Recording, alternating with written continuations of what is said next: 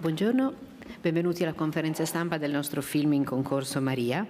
E prima di cominciare vi leggo i nomi dei presenti al tavolo partendo da in fondo a destra.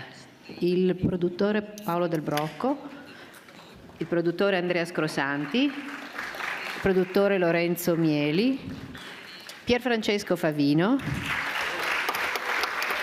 il regista del film Pablo Larrain, la protagonista del film Angelina Jolie, Alba Rohrwacher, e alla mia destra Steven Knight, lo sceneggiatore, e il produttore Jonas Dornbach. I think I'm just going to quickly start, and then I'll give you the floor with a question to Pablo. Pablo, why Maria? Why Callas? Why not?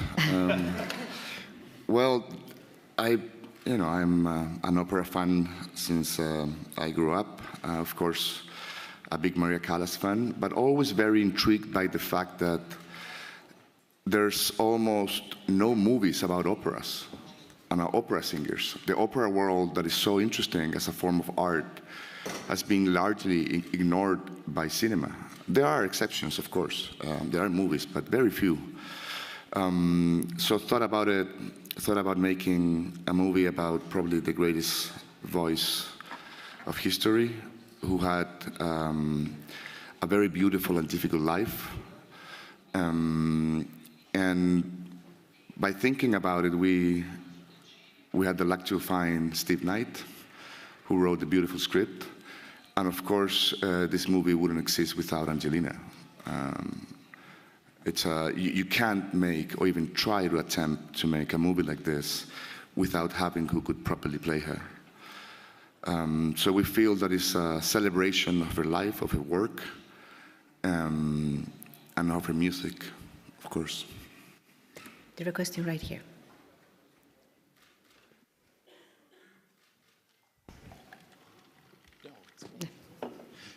So, Angelina, Stephen Schaefer for the Boston Herald. Congratulations, of course. Since you've been announced for this movie, the idea of Oscar nomination or Oscar bait has followed every mention of you in this role. And I wonder if you feel that that's sort of like noise that you've got to get rid of to go and do your job, or whether you're encouraged by it because it shows that people agree that you're the great choice to do this.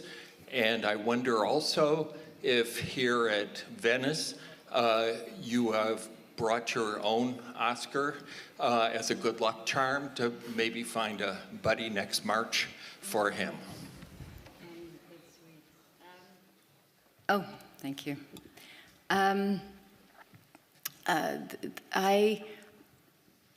Honestly, for me, the bar in this that I would know if I did good enough are the Maria Callas fans, and those who love opera.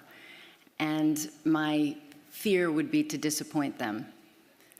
So, of course, all other things and in my own business, if there's a response to the work, I'm very grateful. But in my heart, to disappoint the people who love her, and she means a lot to, and her legacy, and I really came to care for her.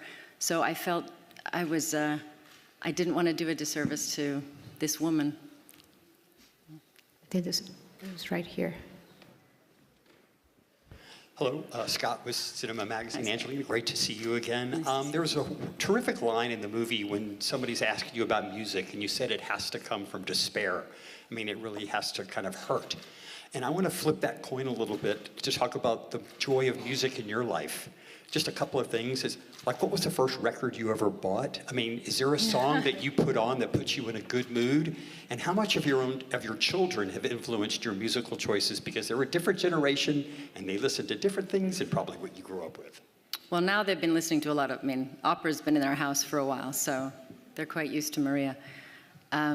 And I do hope, if I can say that, I hope that a lot of people, that this film, if anything, brings more people to opera. explore it and to let it affect them and move them, because it's such a powerful art form and so important. I was more of a punk, and I loved all music, but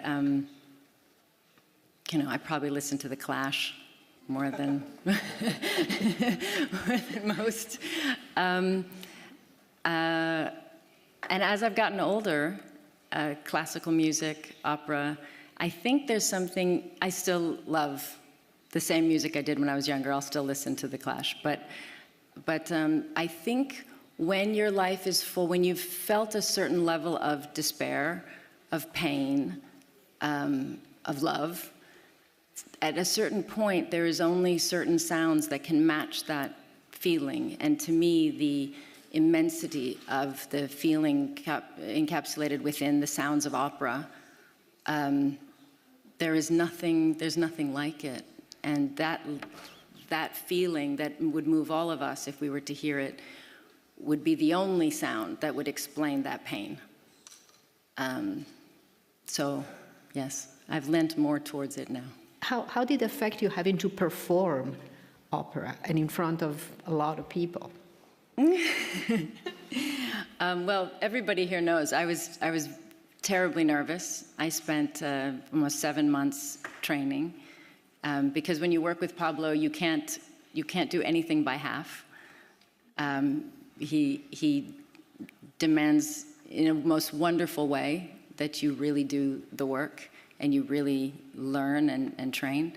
But my first time singing, I remember being so nervous. My sons were there, and they helped to block the door that nobody else was coming in, and I was shaky. And Pablo, in his decency, started me in a small room and ended me in La Scala. So he gave me a time to grow. But I was frightened to live up to her, and that I had, you know, not sung in public. There's one question there. Good day, my name is Uras Kiribayev, 98 Magazine, coming from Kazakhstan. My question goes to Angelina Jolie. First of all, we're all, I guess, very happy to see you here with this movie. And I think today we can talk not only about your potential comeback for the awards, for Oscars, but also generally about your comeback after several years not being present with the new movies. Today you have Maria, and in just a week at the TIFF Film Festival we will be able to see Without Blood that you've co-produced and directed. My question is, what do you feel right now with two such big premieres happening within such a short range of time? Are you afraid or are you courageous? And what do you expect from these two movies in terms of their festival history and the award history? Thanks. Thank you. You know, to be honest, I've needed to be home more with my family these last years. And in that time, I've become maybe more grateful to have the opportunity to just be an artist and play and be among all of you, to just be in this creative world that we are all fortunate to be in some way a part of. So I'm happy to be here, and I'm grateful to be able to be an artist in any way. So that's how I'm feeling. Yeah. Thank you. This film is a film about one of the great artists, and also about the two people that late in life were closest to her. And I want to, and one of them is still alive, and Ferruccio is still alive. And I want to ask Pierfrancesco and Alba how they entered Callas were through the experiences of these two people that were close and doting on her when she was so alone. Well, of course, I knew he was alive, and I had the privilege to read a few things about him and to watch an interview that the production did. And but together with Pablo, and we decided just maybe to not to refer directly to his life and to who he was, since the script was so clear since the very beginning. I think I understood a lot of things about the devotion he had for her, and then we transformed it into what the movie needed. But I think that if you meet somebody as Maria Callas, is one of those encounters that that gives you the possibility of getting a little beam of that light and to make it become yours. My feeling is that their identity became what it is or what it was because they had the chance to meet her. And she was a queen, an Egyptian queen at the time. And I have to say that it wasn't difficult to figure it out being close to Angelina Jolie. And I think I just want to say I feel privileged to be part of this movie. I think it's a great movie, and I am very happy I had the chance to be in it. I agreed with Pier Francesco. It was incredible to be part of this movie, and to play Bruna, I have to thank Pablo a lot, because he guided me into this journey, and I have to thank a lot Angelina, because thanks to her I was able to understand this kind of unconditional love that Bruna has for Maria, and your generosity and your way of see things gave to us the possibility to be the character we were in a very authentic way, with authenticity. Something that I think is important for the role and the life of Callas is that she was so isolated from the world because of the public pressure, the state of her voice, the conflict with her, blood family, with the entire planet. She was inside of that house. And there's something in the mechanic of those three people that they became a family. And that family was built, in the script. So I wonder, Steve, how did you thought about it? Because it's so relevant for the film, it's so well written. Yeah, I mean, I think that the relationship that's within that family, and it is a family, it's one I think that sometimes maybe lots of people are familiar with. It's where service and subordination becomes protection and defence. The whole relationship turns around. So in the end, it wasn't an employer-employee situation. It was a bond of love between three people, and two people watching a third person disappearing, dissolving, is something I think many people are familiar with in family situations. And just the fact that the central character was so extraordinary, had such an extraordinary gift, means that other people orbit around that person, and happily orbit. It's not forced. It's not. It's an attraction, not a forced thing.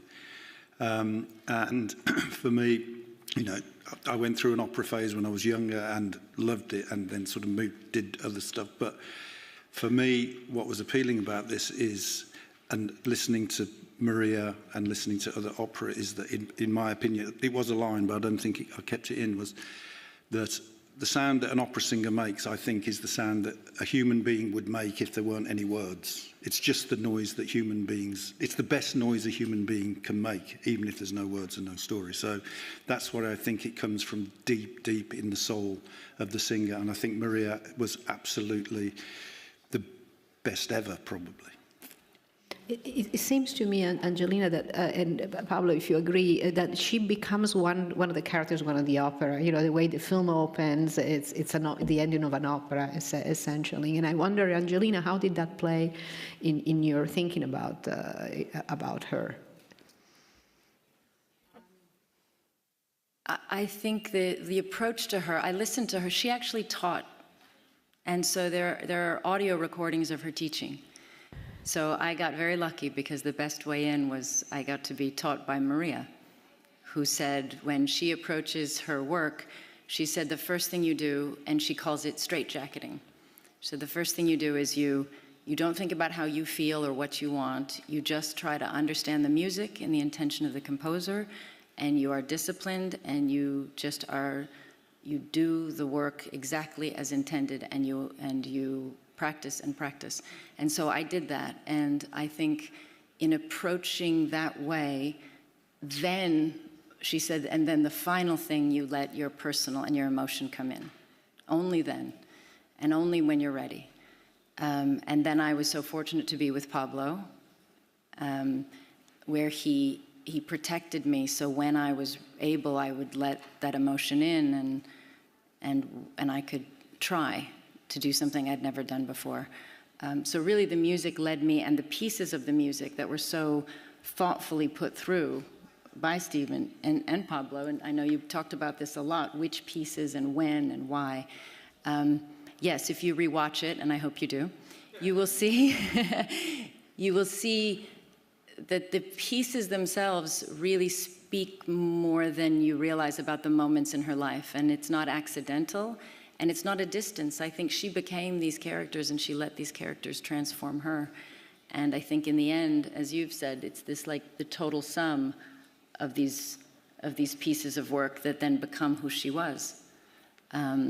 So yes, this film is opera.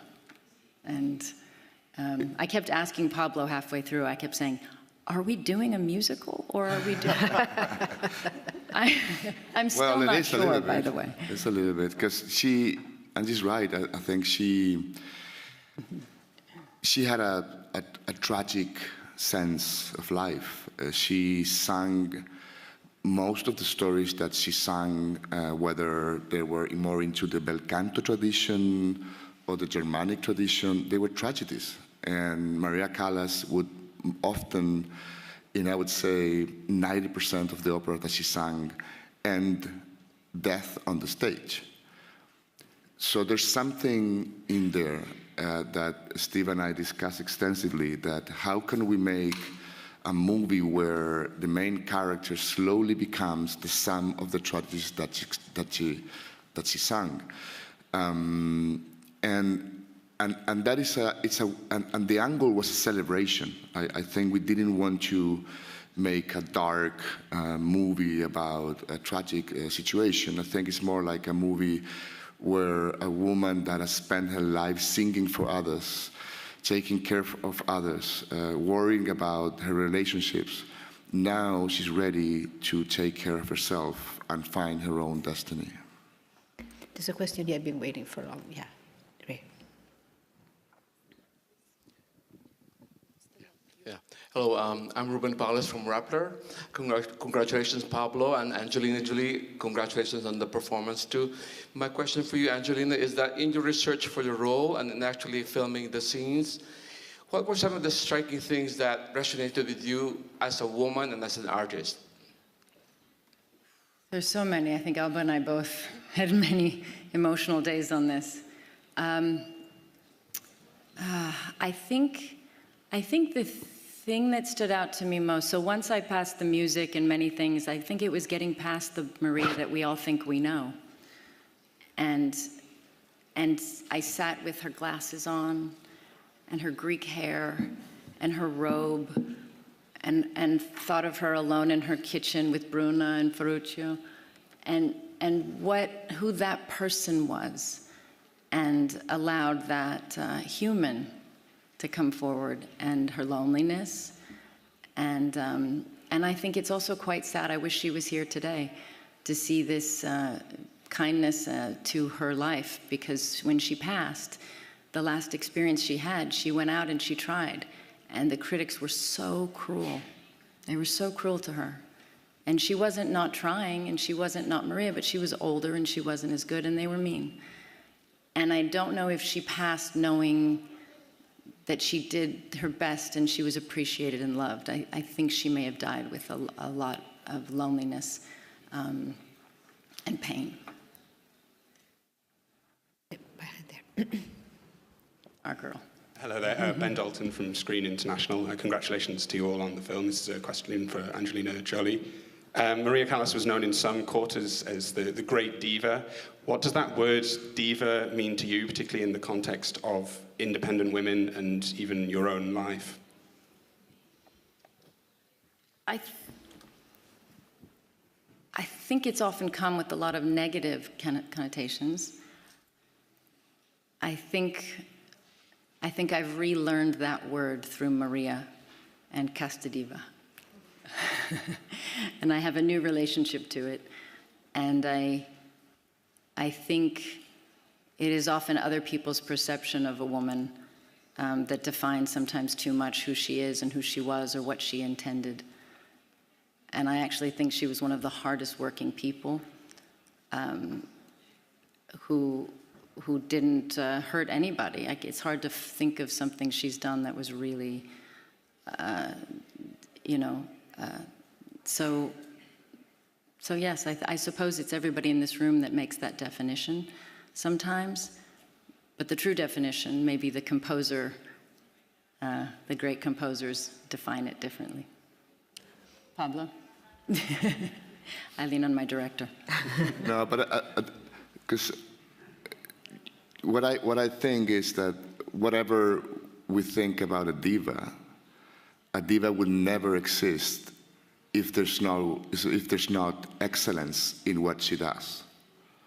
So first, you got to be really good at what you're doing, probably the best one, and then you can reach the other thing. It doesn't come. I don't know about any diva that is not great at what she does. So, and being a perfectionist, being someone really tough and disciplined, can create the sensation in others that, Maria Callas would go to a rehearsal, and if any of the other singers would miss one word, she would leave. And then she became, among other things, a diva. She was just tough with the work, and that's called discipline. And in opera, and like in cinema, if you don't have discipline, you're out. There was a right there. Thank you. Hello, I'm Janet Nepales from the Philippines, and I just want to ask Angelina, in your journey as Maria Callas, can you talk about how much you related to her? Well, there's a lot I won't say in this room. That you probably know or assume. I think in the way I related to her may be a surprise, that probably the part of her that's extremely soft and doesn't have room in the world to be as soft as she truly was and as emotionally open as she truly was. I think in that vulnerability, I share her vulnerability more than anything.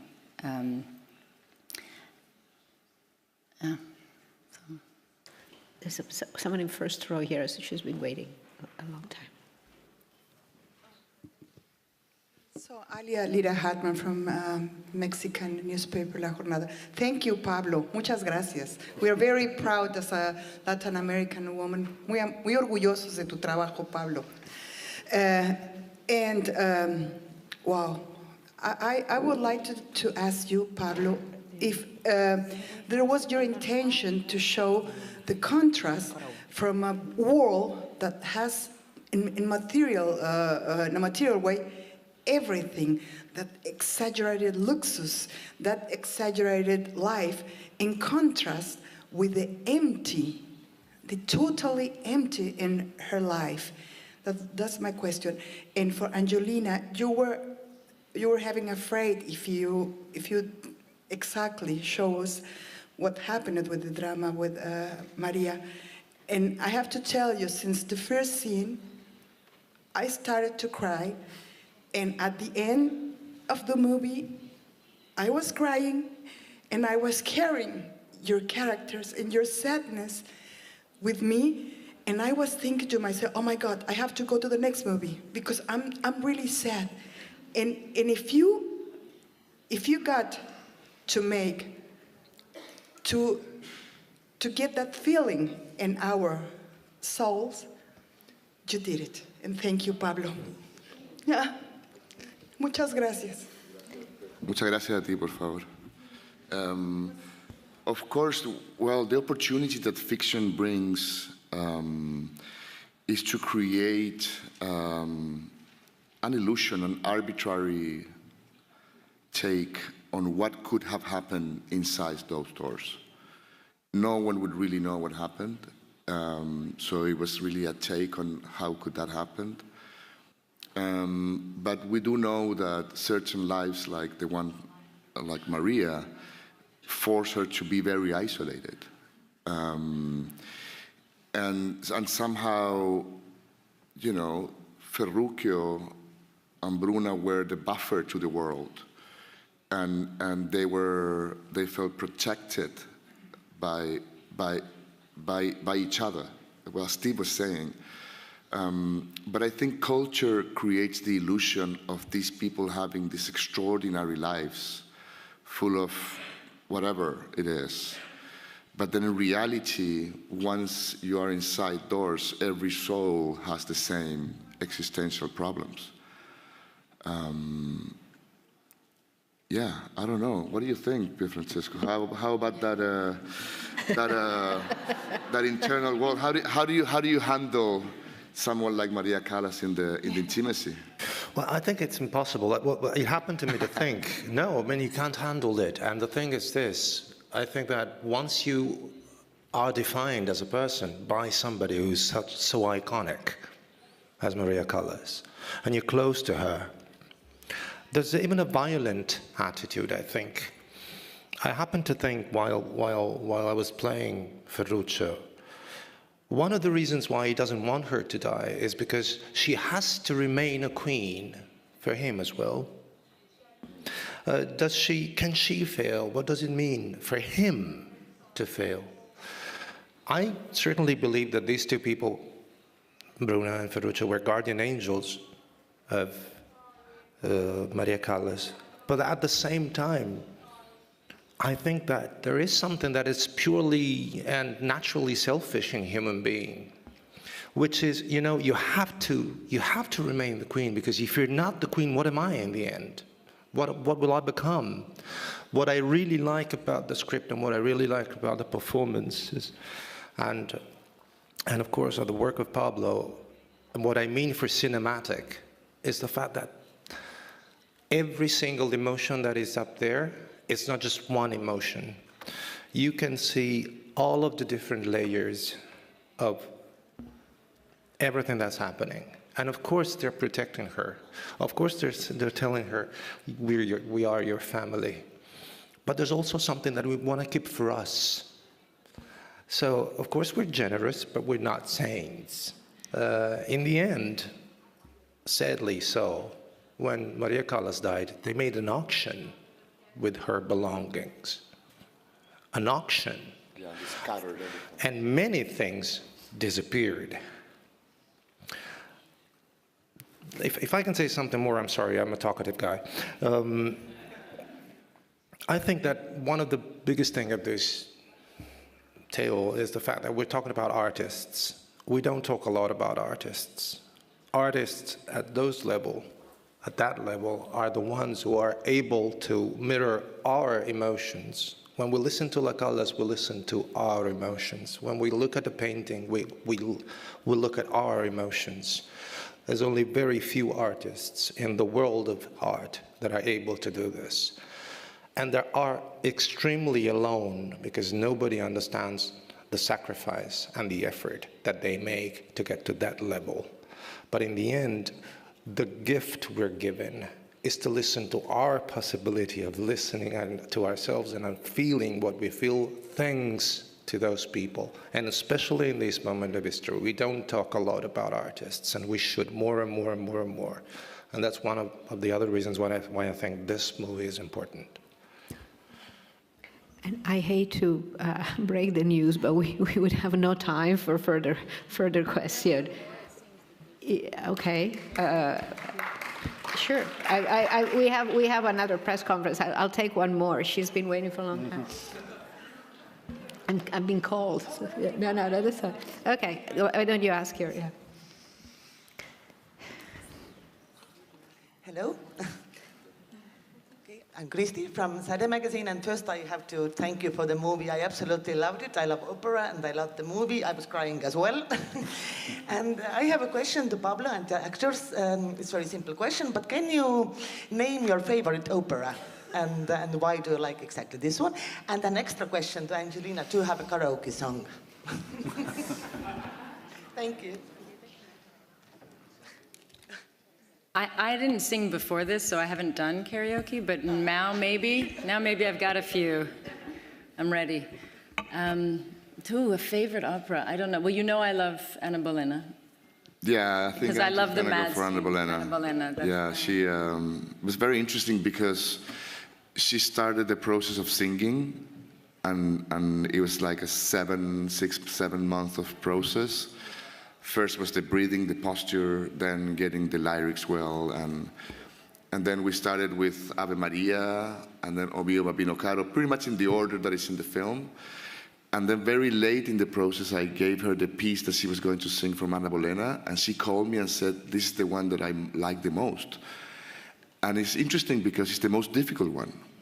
It's the less sort of friendly as a sound, right? It's the mad scene from Anna Bolena. So I understood that she got interested on that one. I can't. It's so hard to say one. That's mean.